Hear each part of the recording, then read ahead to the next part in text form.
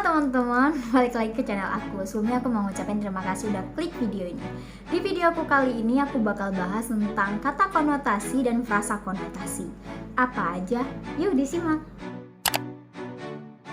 Sebelum kita mengenal bagaimana bentuk kata konotasi dan frasa konotasi, terlebih dahulu kita harus mengenal apa itu kata konotasi. Yang pertama kita bakal bahas mengenai dari pengertian konotasi.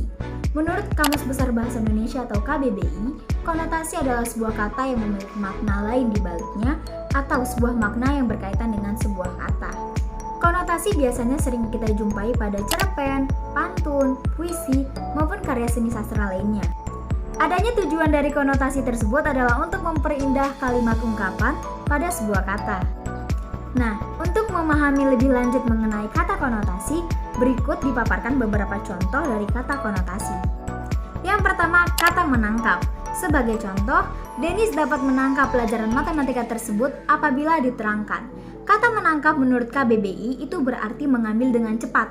Nah, tapi di sini tidak bermaksud demikian. Tapi artinya adalah Dennis mampu untuk mempelajari dan memahami pelajaran matematika apabila dijelaskan. Jadi, kata menangkap pada ungkapan tersebut dapat berarti memahami.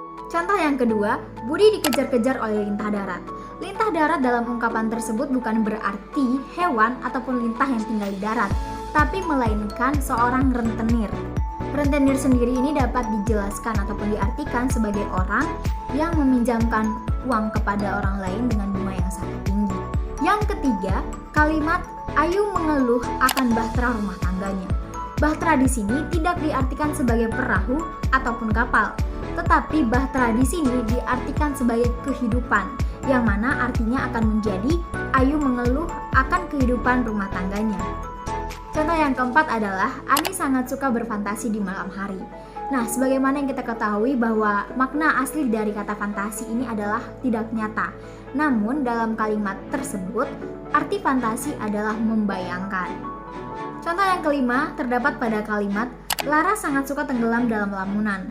Kata tenggelam di sini bukan memiliki arti terjun ke dalam air, tetapi memiliki arti asik. Jadi, Lara sangat asik jika dalam lamunan. Nah, demikian beberapa konotasi berbentuk kata. Lantas bagaimana dengan konotasi berbentuk frasa? Jika pada konotasi berbentuk kata hanya memiliki satu makna kata, maka pada frasa konotasi itu terdiri dari beberapa kata. Sebagai contoh, yang pertama, rumah Pak Ijo dilalap si jago merah. Kata si jago merah ini bukan berarti ayam jago yang berwarna merah, tetapi dapat diartikan sebagai kobaran api. Contoh yang kedua, para pedagang tersebut gulung tikar karena pandemi. Nah, kata gulung tikar bukan bermakna tikar yang digulung, tetapi bermakna keadaan yang sudah bangkrut. Yang ketiga, walaupun sudah tertangkap basah, Benny tetap saja bersilat lidah. Bersilat lidah dalam ungkapan ini berarti membantah. Contoh yang keempat, Almar sering dijadikan sapi perah di kantornya. Sapi perah di sini bukan memiliki makna sapi yang sedang diperah, melainkan orang yang hanya dimanfaatkan saja. Yang terakhir, Tobas adalah keturunan dari darah biru. Darah biru di sini bukan berarti darahnya yang berwarna biru, tetapi adalah yang disebut dengan terhormat ataupun bangsawan. Berikut beberapa contoh konotasi berupa kata dan konotasi berbentuk frasa yang aku buat sendiri. Yang pertama, perkataan Bani menusuk relung hati Kelva. Menusuk di sini berarti menyakitkan, bukan menusuk dalam makna sebenarnya yaitu memasukkan dengan cara menikam benda runcing atau tajam. Yang kedua, cara berbicara Fatimah dinilai udik oleh Bona. Udik di sini berarti kampungan atau orang bodoh, bukan dalam arti kata daerah di hulu sungai. Yang ketiga, Claudi menangis karena parasnya dikata seperti arang. Arang di sini bukan berarti hasil dari pembakaran kayu atau benda yang masih belum menjadi debu, tetapi arang di sini bermakna sangat hitam. Yang keempat, biarkan Suci mengambil jalan terbaik untuk dirinya. Jalan di sini memiliki makna menentukan masa depan, bukan jalan tempat untuk lalu lintas. Dan yang terakhir, Luna berangkat dewasa ketika ayahnya telah tiada.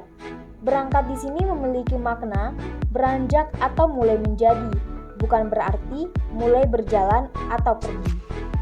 Sedangkan konotasi berbentuk frasa diantaranya adalah yang pertama, Lindi dikenal sebagai kutu buku di kelasnya. Kutu buku dalam ungkapan kalimat tersebut berarti gemar membaca buku, bukan berarti parasit yang terdapat di dalam buku. Yang kedua, suara Rahmi terdengar seperti kaset kusut. Kaset kusut di sini berarti jelek atau tidak terdengar indah, bukan wadah tertutup untuk menyimpan film atau gambar yang rusak. Yang ketiga, Andi dan teman-temannya melaksanakan upacara di atas awan. Di atas awan memiliki makna konotasi yang berarti sedang berada di puncak gunung.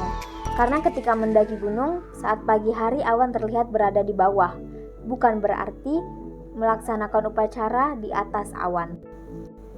Yang keempat, pohon di perkotaan itu tumbuh dengan warna hitam.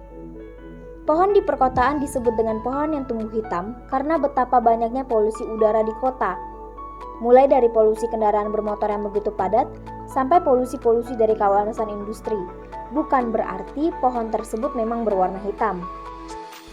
Dan yang terakhir, terdapat dalam kalimat, Rena mengatakan perbuatan jahat Budi untuk disenyumin aja oleh Riva. Konotasi senyumin aja memiliki makna konotasi yang berarti harus rela mengikhlaskan apapun yang sudah terjadi. Bukan berarti gerak tawa ekspresif yang tak bersuara untuk menunjukkan rasa senyum. Nah, demikian beberapa penjelasan aku mengenai tentang konotasi berbentuk kata dan konotasi berbentuk frasa. Sekiranya konten aku ini bisa menjadi ilmu dan berguna untuk kita semua yang menonton. Terima kasih.